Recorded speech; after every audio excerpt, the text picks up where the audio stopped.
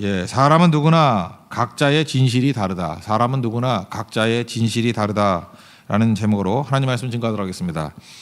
그 사람의 특징들을 우리가 다 알고 있는데 한번 정리를 한다 그러면 누구나 자기를 사랑합니다. 그리고 자기만의 진실을 가지고 있습니다. 그러니까 자기중심적이라는 거죠. 자기 사랑하는 거는 이렇습니다. 본능적으로 자기를 정당화시키고 자기를 보호하려는 경향이 있습니다.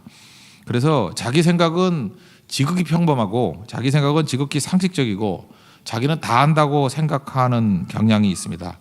그래서 말도 이렇게 하죠. 누구나 그렇게 생각하는 거 아니야 이렇게 얘기합니다. 그래서 자기 생각이 우리가 볼 때 이상한데 평범하다고 생각을 해요. 되게 이상한 생각을 하고 있거든요. 근데 자기는 평범하다고 생각한다니까요. 나니까 이런 생각하는 거야. 그러면서 자기는 특별하다고 생각합니다. 별로 똑똑하지도 않는데 자기만 생각하는지 알아요. 그리고 내 그럴 줄 알았어. 항상 그래요. 내 그럴 줄 알았대. 그러니까 예측 가능한 존재라고 생각을 해요. 그러니까 하나님이라는 거죠. 되게 이런 말 다 쓰잖아요, 우리가. 그게 자기중심적이라는 것입니다. 그리고 그 자기만의 진실이 있어요. 이건 기준이 다르다는 건데 뭐를 예를 들까 한번 생각해 보니까 그 동네마다 그 어렸을 때 자랐던 동네마다 술래 뽑는 거 있죠. 술래 뽑기 하는 거. 제가 한번 물어봤어요. 부산 남구 출신 어떻게 하냐 했더니 댄디라 그러는데 댄디 알아요? 이렇게 댄디 이게 손으로 하는 거 모르시네. 부산 사람이 아니니까.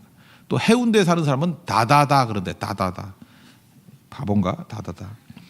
서울시 용산구 출신은 대댄찌 그런데요. 그건 좀 아는가 보네. 서울 사람이 많네요. 예. 신림동에 있는 애들은 댄찌 후레찌 그런데요.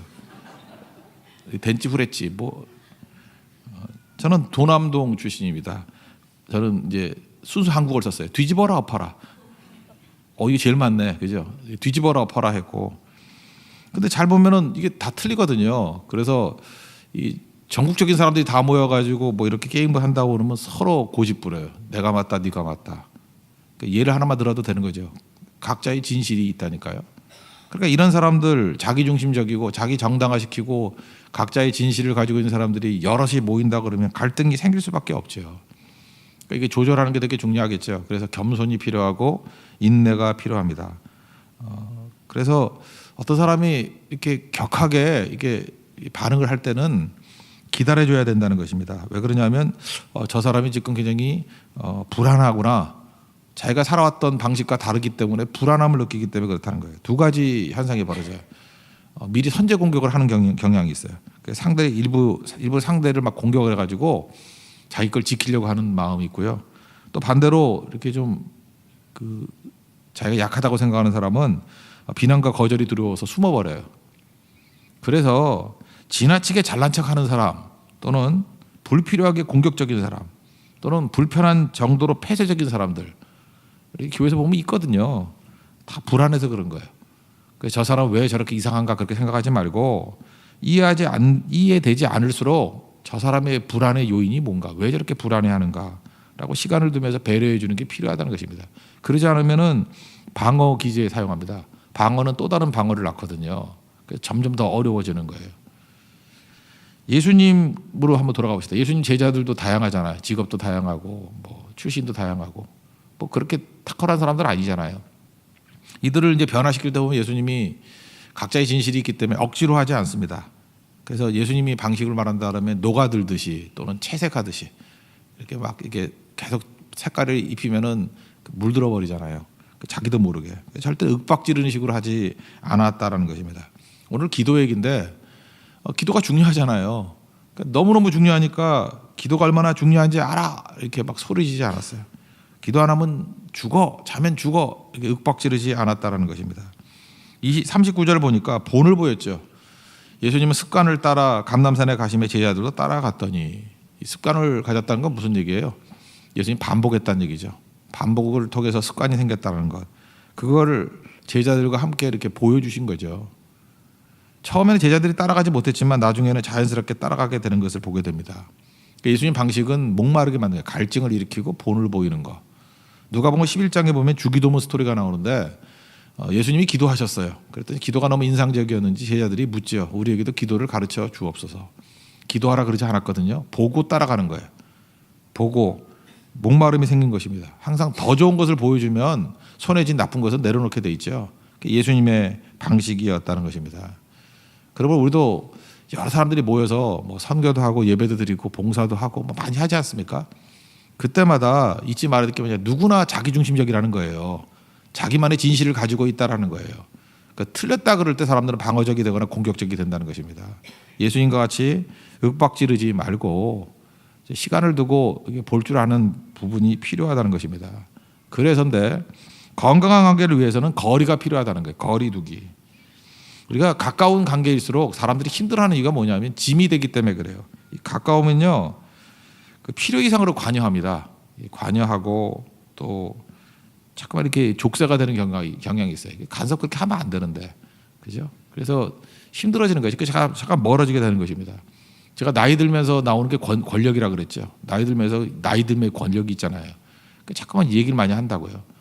나이 들면서는 말을 줄일 필요성이 있습니다. 가까울수록 조심해야 된다는 거예요. 예의를 갖춰야 되고, 그래야 짐이 되지 않고 족쇄가 되지 않는다는 것입니다. 그래서 고마운 거는 항상 고맙다 그래줘야 되고요. 고마운 걸 당연히 여기지 말고, 미안하면 무뎌지면 안 되고요. 미안하다고 꼭 얘기해야 된다는 거예요. 이게 적당한 거리 둘 때의 중요한 원리라는 것입니다. 사람이 너무 가까워도 문제고 너무 멀어도 문제죠. 우리가 교제를 하는데 너무 멀어지면은 이거 외로움이 해소가 안 되잖아요. 이 동역자도 아니잖아요. 제가 볼 때 제일 좋은 건 난로 같아요. 난로를 겨울철에 피워놓고 난 다음에 너무 많이 떨어지면은 난로 소용없잖아요. 난로 피워놓고 100m 떨어져 있으면 그게 무슨 의미가 있겠습니까? 난로 그렇다고 또 춥다고 껴안고 있으면 타 죽죠. 그러니까 난로 쬐일 때 어느 선에 가 있죠? 적당한 거리, 그죠? 기분 좋은 거리. 그러니까 자기 몸을 데울 수 있을 정도의 거리. 그게 인간관계에서도 되게 중요하다는 것입니다. 그래서 인간관계는요, 개별성과 또는 연합성 두 가지가 다 있어야 돼요. individuality, 개별성. 각자를 인정해 줘야 되고, togetherness, 그다음에 연합성. 그러니까 따로 또 같이 또 따로. 이 부분들이 잘 이루어져야 우리 교회에서도 원만하게 동역할 수 있고 선교 가서도 원만하게 일이 이루어질 수 있다는 것입니다. 저는 옛날에 이걸 기분 좋은 거리라고 표현했는데 이유가 뭐냐, 41절 보니까 그들을 따라 돌 던질 만큼 가서 무릎 꿇고 기도하셨다. 그러니까 이게 영어식에서도 관용 표현이 돼버렸죠. 가까운 거리, 적당한 거리를 돌 던질 만큼. 성경의 표현이에요. 너무 가깝지도 않고 떨어져 있는 정도. 여러분 그 철야기도나 이런 거 기도할 때도 보면 너무 다닥다닥 붙어서 옆에서 큰 소리 지르고 기도하면은 방해가 되죠. 그렇다고 또 조용히 한다 그러면 뭐 혼자서 기도할 거면 집에서 하죠. 그러니까 적당한 거리가 필요한 거죠. 적당하게 조화를 이루는 거. 이게 우리가 동역에 있어서 정말 중요하다는 것입니다. 그래서 너무 붙으면 안 된다. 간섭하지 말자. 너무 체크하려고 하지 말자. 왜냐? 그럼 질리거든요. 그렇다고 또 너무 떨어져가지고 무관심해버리면은 그 관계가 또 깨져버리는 것입니다. 그래서 적당한 거리를 두는 것이 꼭 필요하다는 것입니다. 적용입니다. 이 거리 두기, 기분 좋은 거리를 두기 위해서 두 가지 제안을 하고 싶은데 성경의 제안입니다. 첫째는 정확히 자기 뜻을 말하는 것. 이게 경계가 있는 사람, 거리를 두는 사람의 특징이라는 것입니다. 예수님께서는 거리를 둔다 그래서 예수님의 뜻을 전하지 않은 건 아니죠. 정확한 기준, 말씀을 증거했다는 거예요. 40절 보십시오. 유혹에 빠지지 않게 기도하라. 예수님의 뜻이 뭐예요? 기도하는 거예요. 왜 기도하죠? 유혹에 빠지지 않기 위해서. 유혹을 이기기 위한 길은 기도 외에는 없다라고 정확히 말씀해 주십니다. 즉 하고 못하고의 문제가 아니에요. 그래서 교회는요, 진리를 선포하는 것입니다. 지금 되느냐 안 되느냐, 할 수 있느냐 없느냐는 둘째예요. 일단은 기준을 정해 주는 거예요. 유혹에 빠지지 않게 기도하라. 정확하게 뜻을 증거하면요, 나중에 자기가 스스로 시도를 하잖아요. 넘어졌다가도 돌아오잖아요. 아, 그때 왜 넘어졌지? 아, 내가 유혹에 빠지지 않도록 기도하라. 그 말씀은 어겼기 때문에 그렇지. 깨닫게 된다라는 것입니다. 그래서 돌아오는 수정 기능이 있다라는 거예요. 그리고 예수님 말씀하시고 그 다음에 격려만 하시잖아요. 너무 지나친 간섭 없이. 그러니까 스트레스도 받지 아니하고. 근데 문제가 뭐냐면 이 표현이 애매모호한 사람이 있어요. 그러니까 뜻을 알려주지 못하는 거예요.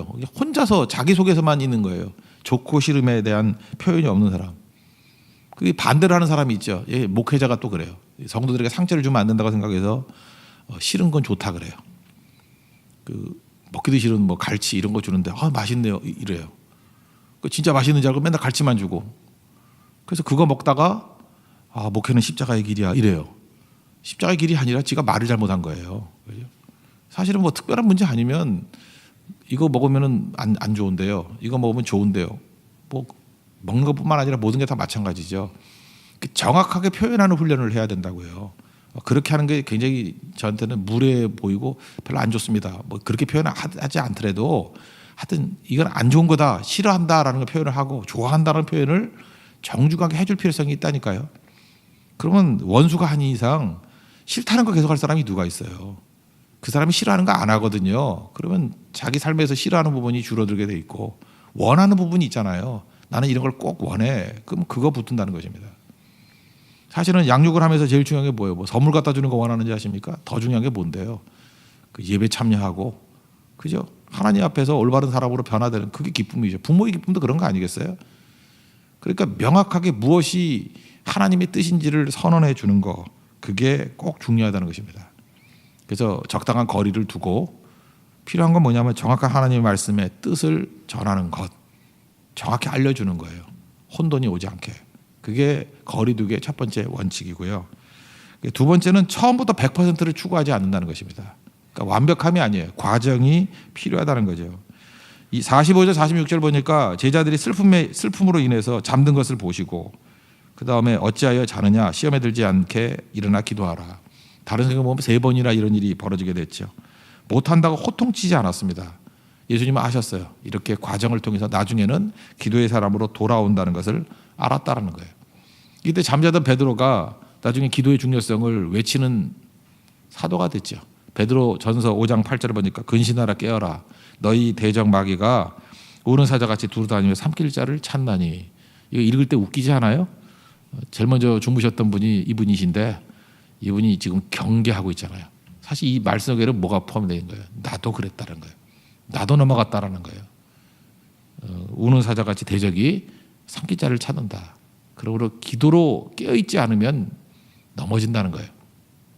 나도 넘어졌으니까 넘어지지 말라. 그러니까 보세요. 이게 처음에는 안 됐지만 나중에는 깨어있는 사람이 되고 사도행전 3장 보니까 제9시 기도 시간에 기도하는 베드로의 모습이 나오잖아요. 고넬료 어떻게 만났어요? 기도하다 만나잖아요.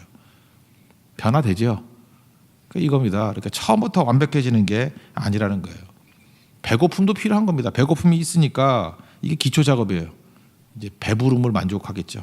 무엇이 중요한지 말씀에 대한 배고픔 그것도 필요한 거예요.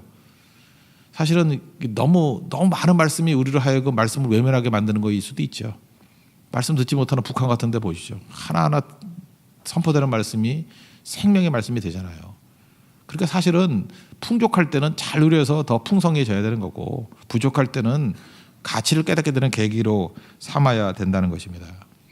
그래서 욕심 부리지 말라는 거예요. 항상 80% 정도에 만족할 줄 알아야 된다는 것입니다.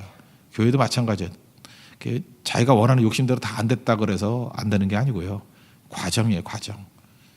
이번 뭐 말레이시아도 뭐 6차 잘 된 것도 있지만 부족한 게 있죠. 과정이에요. 7차 때 보완하면 되는 거죠. 이방인은 반복하는 거고 10차 네팔 선교 여기서 잘 된 것도 있고 또 부족함도 있게 준비하는 가운데 11차 때 그거 극복하면 되는 거죠.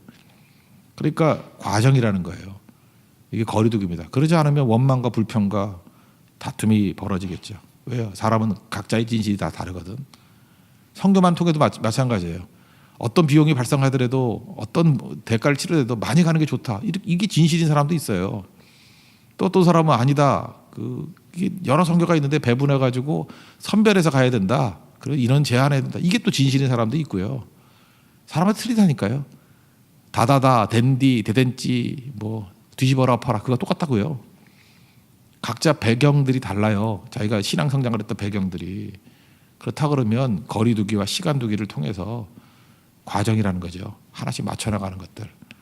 하나님께서는 합력하여 선을 이루신다는 것입니다. 우리 근육도 너무 많이 써가지고 제가 얼마 전에 그 헬스클럽에서 근육 파열된 사람을 들었어요. 보지는 않고 들었어요. 80% 정도 들라 그러더라고요. 저는 옛날에 60kg짜리 갖고 운동을 했거든요.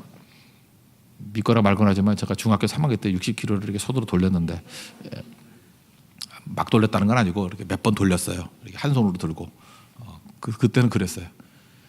그때는 너무 가벼웠거든요. 그게 지금은 모르겠어요. 안 하니까. 근데 80% 정도가 딱 좋다 그러죠. 우리가 뭐 역도 선수도 아니고 힘에 벅차도록 하면은 사고 나는 거죠. 그래서 건강해져야 돼요. 그리고 힘의 80% 정도를 쓰는 거를 기준으로 삼고 뛰면은 풍성해지는 거고 그게 성장이 있다라는 것입니다. 예수님 사역을 보면 항상 제자들에게 80% 정도 사역하게 만든 것 같아요. 그래서 성장하게 만들었다는 거. 하나님이 우리와 함께 동행해 주십니다. 부족함도 채워주시고 길도 인도해 주신다는 거예요. 우리도 윽박지르거나 욕심 부려가지고 과도하게 하거나 하는 것이 아니라 우리의 죄성과 연약함들을 인정해야 됩니다. 각자의 진실이 있어요. 그리고 자기중심적이에요. 만나면 무조건 갈등이 일어나게 돼 있다는 것입니다. 근데 예수님은 그걸 과정으로 보시고 적당한 거리를 두고 윽박지르지 않고 기준만 정해 주셨다는 거예요. 그랬더니 나중에는 다 변화되죠. 우리 교회도 이 예수님 모델 붙들고 기분 좋은 거리를 두고 또 기다려줄 줄 아는 그리고 명확한 하나님 말씀의 기준을 두고 향해서 나아갈 수 있는 우리 하나님의 거룩한 종 되기를 축원합니다. 모두 자리에서 일어나겠습니다. 532장. 그래서 오늘 주제는 한 걸음씩입니다. 한 걸음씩 나아갑시다. 532장입니다.